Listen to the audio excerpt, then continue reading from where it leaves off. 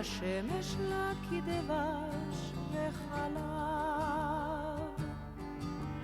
ארץ בה נולדנו, ארץ בה נחיה, ונשב בה יהיה מה שיהיה.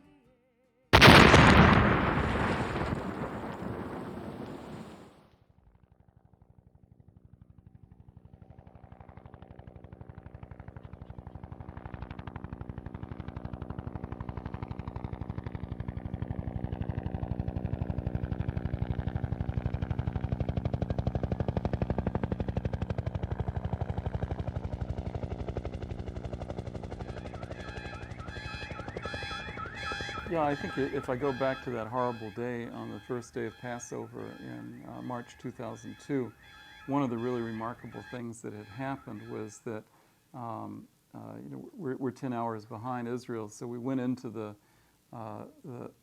holiday and went into this Seder on Pesach, on Passover, on the Seder meal, knowing about this horrible event and the blood-drenched Seder tables that were in Netanya that evening. And it was there that we also read that on that night, that Lo Yecharetz Kelev L'Shono, that no dog barked on the night of Passover, which was a story that we had learned and that's written in the Torah about that we were able to leave Egypt because dogs didn't give us away. And for that reason, in a lot of the Jewish text in later times, dogs have a very honored position because that night they kept quiet so that the Jews were able and the Hebrews were able to leave Egypt undetected. In Israel and here in the United States, and my cousin, other people, my son, we started talking about these issues, and I just started reading everything I could about explosive detection dogs. We then met with people in Israel and the security forces, and with Ronnie Lotan and other people, we started to discuss how we would put together a pilot project. And then with the approval of the security forces in Israel, we've brought over folks to be trained here, both from the Israeli military and later the Israeli police, and then transferred that technology to public transportation. So the first effort was to find out that explosive detection training did exist, but then how to ramp it up and to expand it in a much more aggressive way, which had never been done before. There had never been a systematic deployment of explosive detection dogs in a civilian setting. So we were the first and learned along the way how to transfer what had been done within the military into a civilian setting. And we were able to transfer the technology and the training location over to Israel, to where the site of most of the terrorist attacks were, and expand on that. And we now have several bases, several kennels in Israel that are training on a regular basis.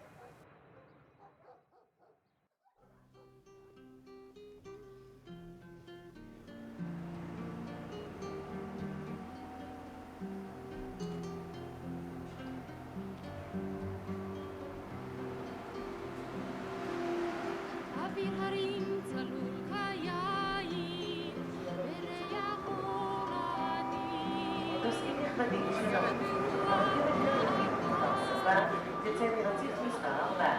הרכבת תעצור בתחנות תל-אביב כפר 2. הרכבת תעצור בתחנות תל-אביב ישירה לחיפה חוף הכרמל, חיפה בת גלים וחיפה מרכז. תודה ונסיעה נעימה.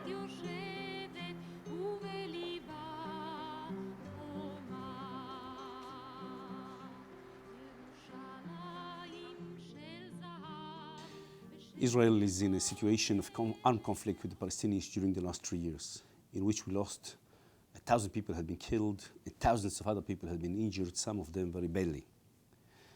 One of the tools that we're using in order to reduce this immense of terror against Israel is the NGO's help to the security services in Israel, including the transportation ministry, using dogs in order to try to allocate in advance explosives and other materials which can cause terror actions against passengers in trains, in buses, in public places.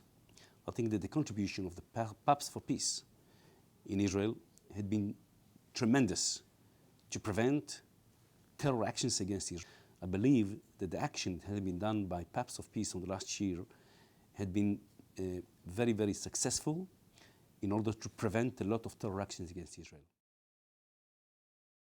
We have established the proof of concept.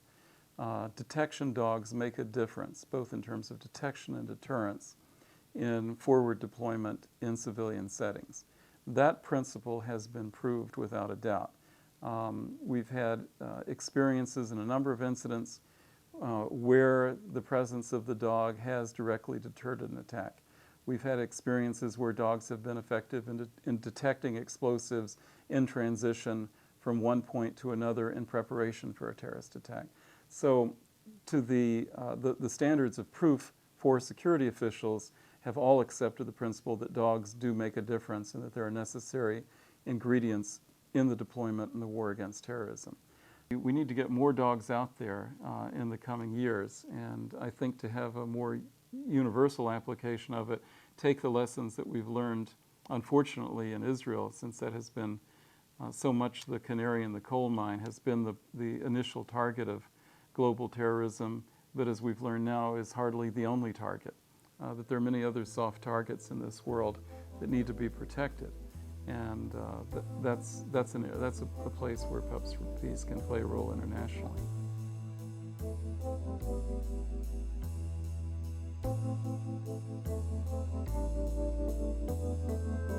וזה עולם יפה ממש, וזה מזרח תיכון חדש, וזו יפו תל אביב, זה רק שבוע לא רגוע מסביב, וזאת בועה מאוד קטנה, וזה אני וזה אתה, זה לא זהב, זה סתם נוצץ, וזאת בועה שאם תיגע היא תתפוצץ, ואלה הם חיינו בזמן האחרון.